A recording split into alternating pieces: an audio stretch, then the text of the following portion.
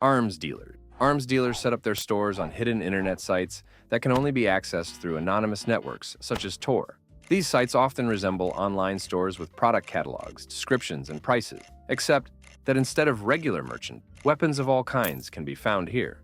Weapons are packaged and shipped under the guise of ordinary goods using courier services and postal company. Traffickers and buyers can also use bookmarks, secret places where the goods are left, and the buyer receives coordinates to find them. To ensure anonymity and security, arms dealers and their customers use cryptocurrencies such as Bitcoin.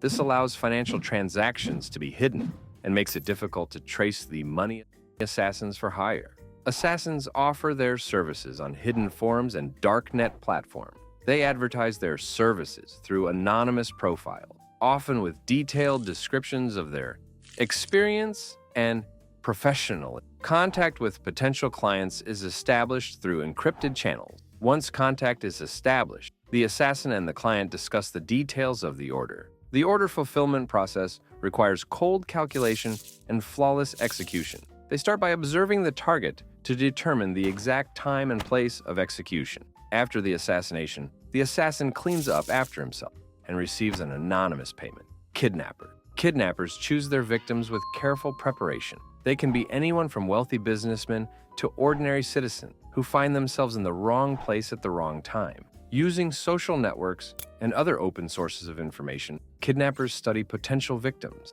their habits, and daily routines. Prior to the abduction, covert surveillance is conducted to determine the most vulnerable moments in the victim's life. The moment of abduction itself is the culmination of the entire plan. It must be quick and efficient to minimize the risks to the kidnappers. After the kidnapping, the hardest part begins, holding the victim and extorting a ransom. Kidnappers often use threats and pressure to speed up the ransom payment process. Once the two parties agree, an anonymous handover of the money and the victim takes place. Exploitation of children. Child exploitation criminals act as insidious hunters, selecting their victims among the most vulnerable. They use fake profiles and accounts to contact children and adolescents using psychological techniques to gain trust and manipulate the victim's mind.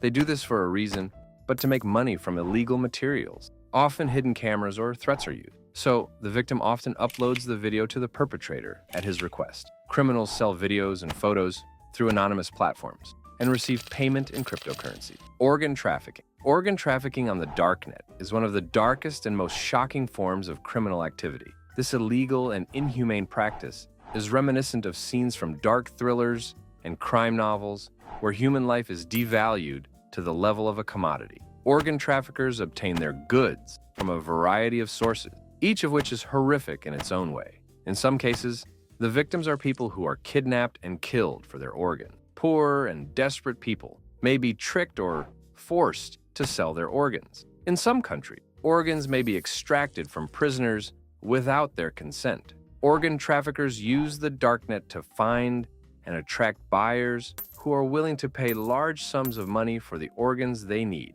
Transportation of organs requires strict conditions and rapid delivery to ensure that they are suitable for transplantation. Often secret routes and front companies are used to transport the organs. Organ traffickers often collaborate with corrupt medical professionals who help extract and transplant organs. Cybercriminal. Cybercriminals are a kind of modern-day pirates operating in the digital ocean.